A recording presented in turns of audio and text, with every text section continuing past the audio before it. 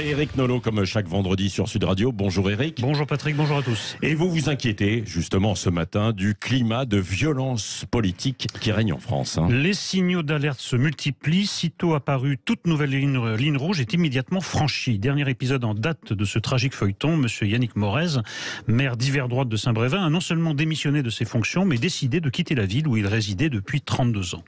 Les opposants, pour mémoire, à l'installation d'un centre d'accueil pour demandeurs d'asile dans sa commune, n'avaient pas hésité à incendier sa voiture, puis à vouloir faire de même avec son domicile.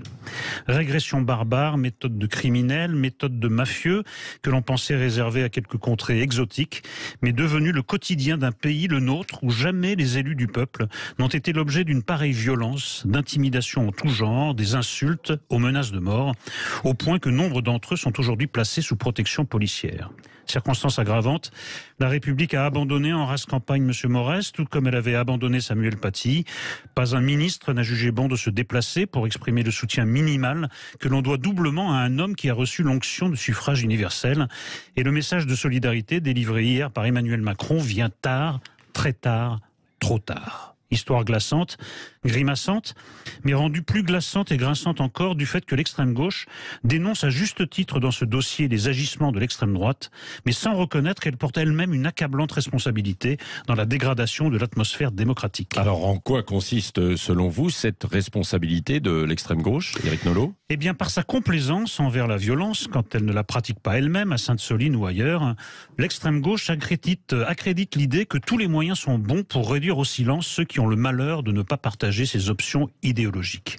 La France de 2023 est un pays où Jean-Marc Rouillant, ancien membre du groupe terroriste Action Directe, responsable de plusieurs lâches assassinats, peut en toute quiétude s'exprimer dans une université bordelaise sur le thème de la répression policière, non vous ne rêvez pas, tandis que monsieur et madame Bergeau-Blaclair, chercheuse reconnue dans le domaine de l'islam politique et du frérisme, est empêchée de le faire à la Sorbonne. Par ailleurs, le domicile de l'écrivain Frédéric Becbédé est vandalisé, ses interventions en librairie, perturbé par des néo-féministes qui n'ont pourtant rien d'autre à lui reprocher que d'être un homme hétérosexuel de plus de 50 ans. Même les morts ne sont pas à l'abri.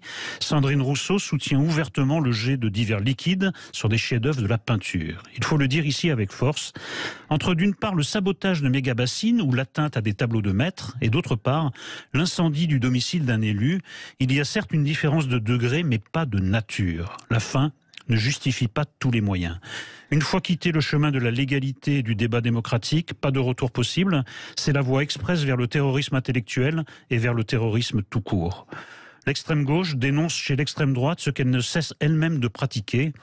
L'occasion de lui rappeler avec Bossuet, que je cite ce matin, « Mais Dieu se rit des prières qu'on lui fait pour détourner les malheurs publics quand on ne s'oppose pas à ce qui se fait pour les attirer. » Merci Éric Nolot. Vous revenez tout à l'heure à 9h-20. J'imagine qu'il y aura beaucoup de réactions sur ce sujet au 0826 300 300 et Guillaume Bigot qui en débattra également avec vous. Nous aborderons également cette question dans un instant avec Aurore Berger, la présidente du groupe Renaissance à l'Assemblée nationale. 8h14.